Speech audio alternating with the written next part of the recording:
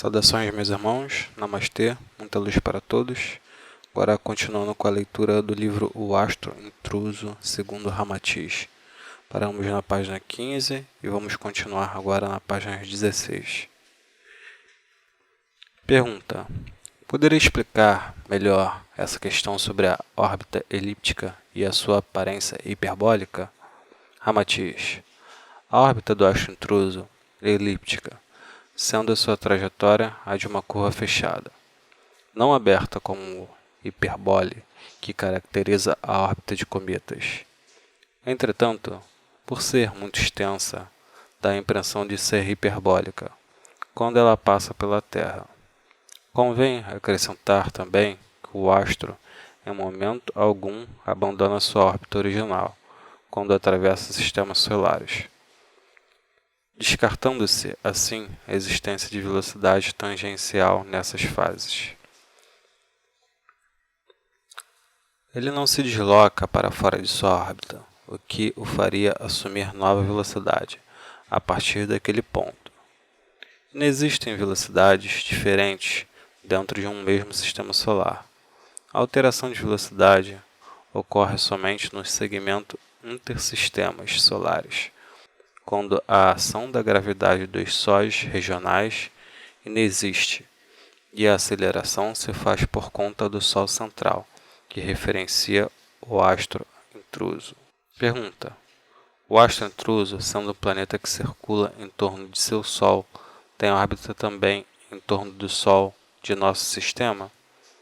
Essa é uma característica do astro intruso, que por ter uma órbita elíptica extremamente alongada, torna-se um planeta que circunda vários sóis, não pertencendo, entretanto, aos respectivos campos gravitacionais deles. Pergunta: então a passagem do astro intruso pelo sistema solar será relativamente rápida? Ramatiz: a partir do ingresso pelos cinturões de asteroides, que os homens acreditam ser a fronteira do sistema solar, até a chegada à Terra, o tempo decorrido será de pouco menos de 6 meses. Quando de sua passagem pela Terra, se apresentará com a aparência de uma enorme bola de fogo, que os homens atônitos confundirão inicialmente com uma lua excessivamente brilhante, depois com um segundo sol, e finalmente pensarão ser um cometa caindo do céu. Pergunta: sendo o astro intruso de consistência denso-etérea, ele poderá, em algum momento, ser visto previamente pelos cientistas, ou mesmo a olho nu, antes de sua aproximação da Terra? Ramatiz: a capacidade dos homens reconhecerem detalhes a respeito do astro depende de instrumentos que denunciem a existência de forte magnetismo de cunho etéreo, o que ainda não é possível para os cientistas da Terra. Em termos densos, sua aproximação passará despercebido por muito tempo, atravessará a nuvem de Oort e o cinturão de Kuiper, sendo confundido inicialmente como sendo um cometa, ou planeta desconhecido do sistema solar. Embora de tamanho similar ao da Terra, ele será ofuscado momentaneamente pelo Sol. Aproximando-se do planeta, poderá ser visto posteriormente a olho nu como uma imensa estrela.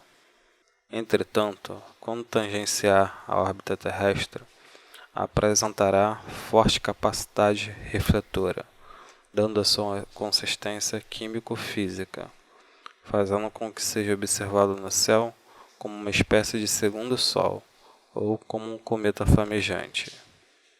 Nota de rodapé: Ramatiz revelou que o ser humano está longe de conhecer o que se passa no universo, e comentou que existe matéria que se desloca no espaço a velocidades extremamente elevadas, até mesmo com velocidade chegando próxima da velocidade da luz. Isso parece convergir para a velocidade de veículos interplanetários, ou mesmo de corpos celestes desconhecidos. Pergunta: por favor, explique melhor esse caso.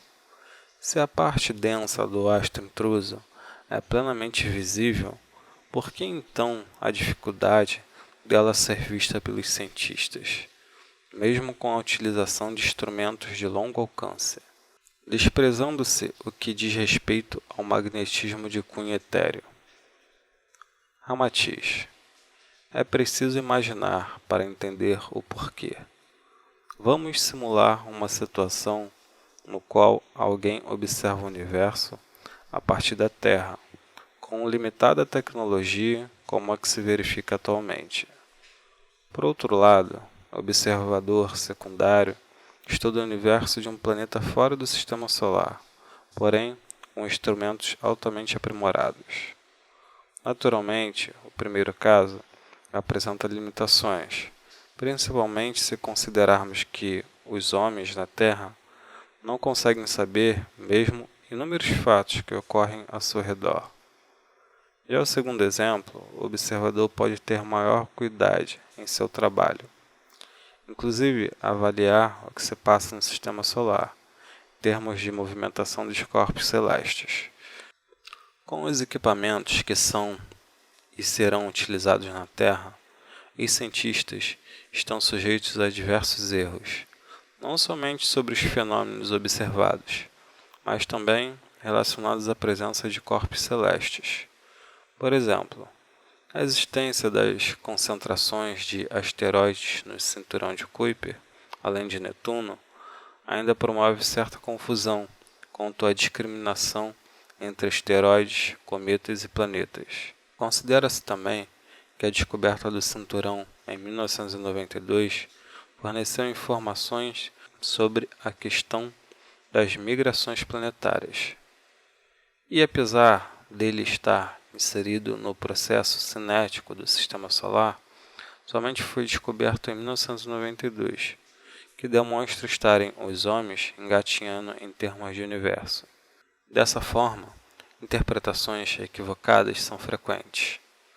Se alguém da Terra conseguir alcançar, por telescópio, a trajetória do astro intruso, ainda fora do Sistema Solar, poderá deduzir, em primeira análise, que se trata de um enorme cometa, dado seu brilho, velocidade e por não conhecer sua órbita exata. O mais provável é ajuizar como sendo um cometa de longa duração. Mas, para quem está em posição privilegiada fora do Sistema Solar, tendo a visão planetária da órbita do astro intruso, verificará que se trata de um planeta que circula em torno do grande Sol central, desconhecido dos homens. Pergunta: quer dizer, então, que o astro intruso somente será identificado quando estiver adentrando no Sistema Solar? Ramatiz: os cientistas da Terra não possuem instrumentos para calcular a órbita do astro, tendo em vista que ela apresenta forma elíptica que transcende em muito o Sistema Solar, não sendo possível determinar o Sol que a referencia, e cujo semi-eixo maior é desconhecido. As primeiras visualizações do astro causaram especulações, gerando relatórios confusos, classificados de prematuros e provisórios, não havendo senso quanto à origem do astro e sua órbita completa, pois é impossível ao homem o cálculo da excentricidade que determina a forma da elipse, pois seus eixos maiores e menor não são conhecidos. Os cientistas habituaram-se a estudar e a conviver de perto com corpos celestes que se formam e navegam no próprio Sistema Solar. Algo galáctico dessa magnitude ainda é uma incógnita perturbadora. Pergunta: mas considerando-se o desenvolvimento tecnológico até o aparecimento do astro intruso, não será possível os cientistas contarem com novos equipamentos que o identifiquem? Ramatiz: vamos lembrar a questão relacionada com o nascimento de um espírito. Logo após ser criado, esse espírito sem memória, porque não tem história, está no universo, que é eterno e infinito.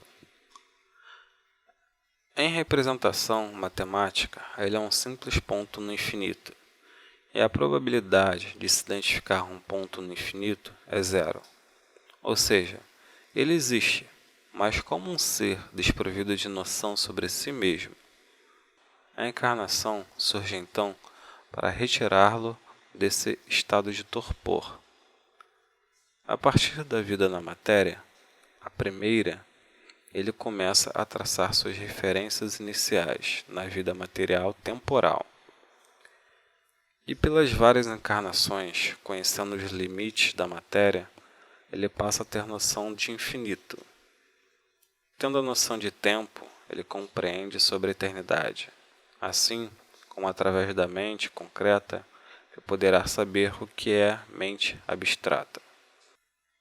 E surge a velha história de que ele deixa de ser um simples ponto no universo como referência não percebida, para ter dois pontos referenciais, um na espiritualidade, após ser criado, e outro na matéria, sua primeira encarnação.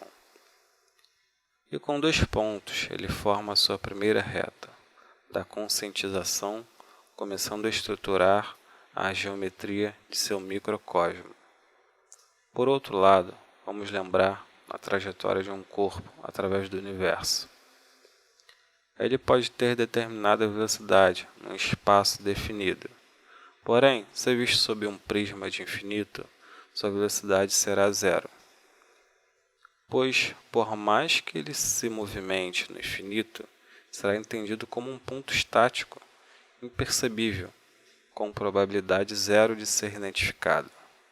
É como se ele não se movimentasse e nem existisse, desaparecendo na grandeza do incomensurável. É isso que os homens precisam olhar com mais cuidado, pois tendem a projetar as limitações da matéria, sua referência primária, entendendo-a não como simples referência, mas como paradigma, fazendo o trajeto inverso que os conduz à ilusão. Paradigmas são o infinito e a eternidade. E por essa razão, mesmo que os homens tenham futuramente tecnologia mais avançada, ainda ficarão à deriva quanto a eventos como a do astro intruso, cujos objetivos seguem diretrizes ainda não compreendidas pela humanidade. A explicação é simples. Falta aos homens a consciência cósmica, aquela que lhes permite entender o valor crístico de cada ser. Quando resolverem parar de olhar só para o exterior e passarem a vê-lo apenas como etapa inicial, para que se preocupem com o que acontece em seus espíritos, como os tormentos que afloram os seus íntimos, e tentarem corrigi-los, uma luta incansável pelo aprimoramento espiritual, então se elegem, voluntariamente, para jornadas evolutivas onde não encontram mais astros intrusos. Enquanto isso não acontece, não adianta aprimorarem tecnologias, pois o mais importante de tudo, a compreensão íntima, ainda não existe. E o astro continuará passando e voltando para aqueles que não sabem identificá-lo, mesmo que contem com a ilusão de aprimoradas tecnologias. Pergunta: em termos físicos, portanto, a consequência do astro intruso somente serão conhecidas quando ele já estiver atuando fortemente sobre a Terra? Ramatiz: um acontecimento celeste gera informações de diversas naturezas, as quais, entretanto, nem sempre são absorvidas em sua totalidade pelos cientistas, não apenas pela carência de compreensão sobre elas, mas também pelos ruídos que envolvem uma análise desprovida de conhecimentos e de equipamentos adequados. Essas dificuldades geram erros. Enquanto maiores forem as dificuldades, maiores serão os erros. No caso do astro intruso, A probabilidade de ocorrência de erros encontra-se em torno de 97%. Os homens se verão frente a um evento até então considerado praticamente impossível de ocorrer, rotulando de inédito, e que lhes inundará de novas informações e de dúvidas, que não poderão ser processadas devidamente e a tempo.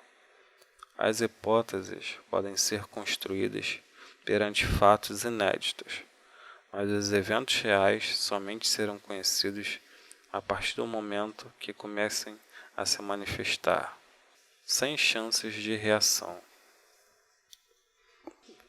Então, meus amigos, termino esse vídeo por aqui.